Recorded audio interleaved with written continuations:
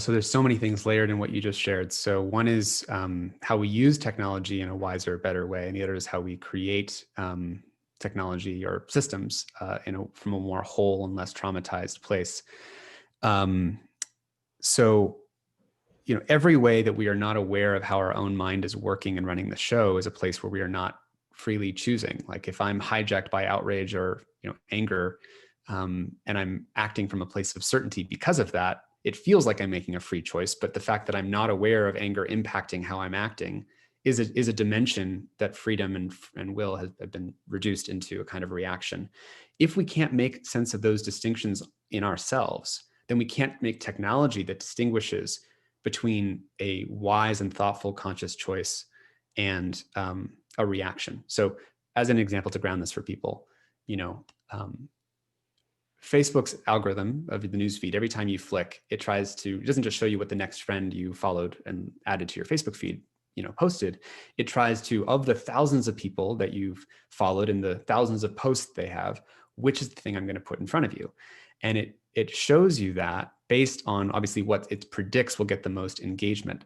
But if we don't know the difference between what we want or we're seeking at a deeper level versus what we'll watch, like if I'm driving down the 101 and if Facebook is running an algorithm that says, whatever I point my attention at is what I want because it doesn't know the difference, then if I look at a car crash and then it thinks that, oh, he must just want car crashes, we'll give you car crash, car crash, car crash, car crash. So the reason I'm bringing this up is when we design technology, the degree to which we're not aware of how we work is the degree to which the technology is going to be incorrect, incomplete, or warping or distorting.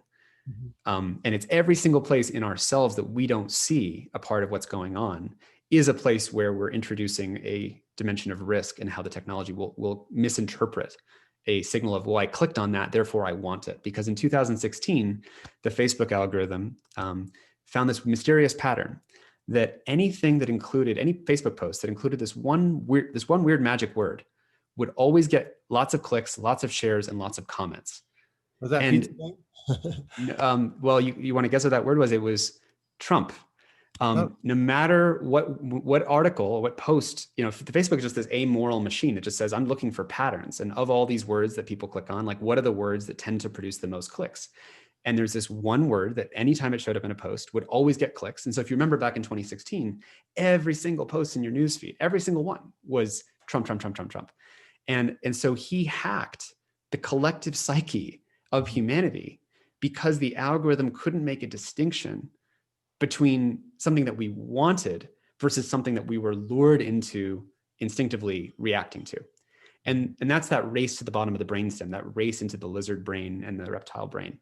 And so, again, in each place that we're not aware of how we work and those distinctions in ourselves, that's a place where the technology is going to be misguided. So I think, to answer your question, though, I think that the film is really, for the first time, I think, creating what's been in this, in the Wisdom 2.0 community and other tech reform communities for a long time. This is kind of common knowledge, but I think that for the broader public, this film has awakened, millions and millions of people. We're seeing people come out and try to create brand new social platforms for the first time. And I think for the first time, there are people, regular humans and users who actually want to adopt something different than what they have now, because there's a common problem statement. And we all know that there's a problem. And just to say, there's been heads of state who've seen the film. There's been, leaders of Congress and, leaders all around the world. So I think the opportunity to really change things is finally here.